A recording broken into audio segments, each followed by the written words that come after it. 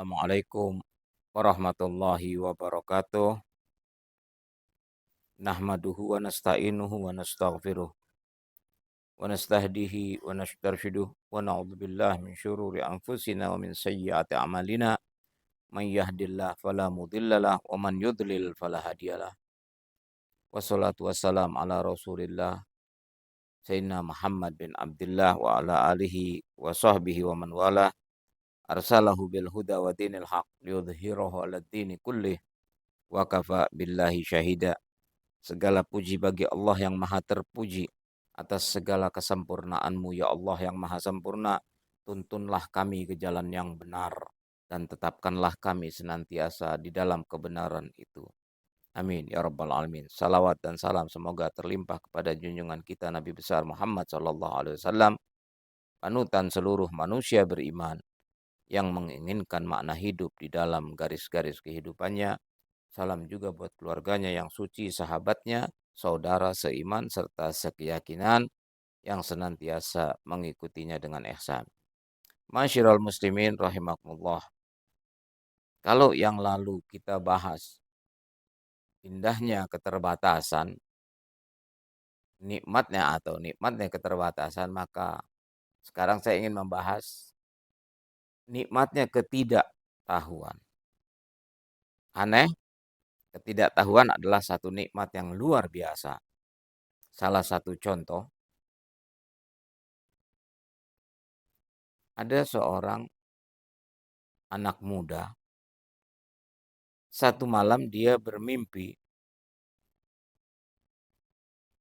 dia bertemu dengan malaikat Israel, dan Israel memperkenalkan dirinya, saya adalah Israel. Lalu anak muda itu bertanya, kalau kau Israel, kapan saya akan meninggal? Lalu Israel memberikan isyarat dengan 5 jari begini, terus menghilang tanpa menjawab. Anak muda itu bangun, dia gelisah. Apa makna daripada 5 jari yang ditunjukkan oleh Israel tadi? Maka dari bangunnya itu sampai subuh dia tidak bisa tidur lagi. Karena pikirannya ke arah apa makna daripada 5 tadi. Lalu anak muda ini pergi ke masjid. Dia sholat persis di belakang imam. Ma'asyiral muslimin rahimakumullah, perlu diketahui kalau dulu imam itu adalah betul-betul seorang yang alim. Beda dengan sekarang. Penguasa-penguasa masjid, biarpun orang-orang yang tidak berpengetahuan, karena dia punya kekuasaan, dia jadi ketua DKM, jadi dia segala macam, maka sembarangan pokok jadi imam. Kalau zaman dulu imam adalah betul-betul seorang yang luar biasa. Masyiral muslimin rahimakumullah, ketika anak muda itu selesai sholat, dia tunggu sampai jamaah bubar, lalu dia bertanya kepada imam. Imam pulangnya belakangan. Ya imam, tolong beritahu saya, apa makna dari mimpi saya? Dia menceritakan bahwa dia mimpi bertemu dengan Israel, dan ketika dia tanya kapan saya meninggal, Israel memberikan isyarat 5 jari tanpa keterangan apa-apa menghilang. Sang imam mengatakan, wahai anakku, beri aku waktu 3 hari. Aku akan memohon petunjuk dari Allah Subhanahu wa Ta'ala tentang mimpimu. Maka pulanglah anak muda itu. Ternyata ma'asyiral muslimin rahimakumullah, dari sejak itu anak muda itu tidak bisa tidur sama sekali. Dia memikirkan apakah itu 5 bulan, apakah itu 5 hari, ataukah 5 tahun lagi dia akan meninggal. Karena dia tidak tidur berhari-hari, maka badannya kurus, matanya itu cekung, sehingga 3 hari kemudian dia hadir lagi kepada imam. Imam hampir tidak mengenali anak muda itu.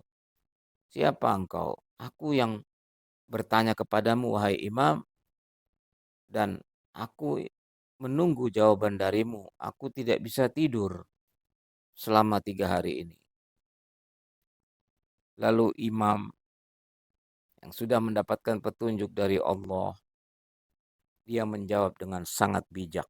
Dia mengatakan, ketika Israel mengatakan 5 ini begini, itu adalah tanda bahwa malaikat sendiri tidak tahu 5 hal.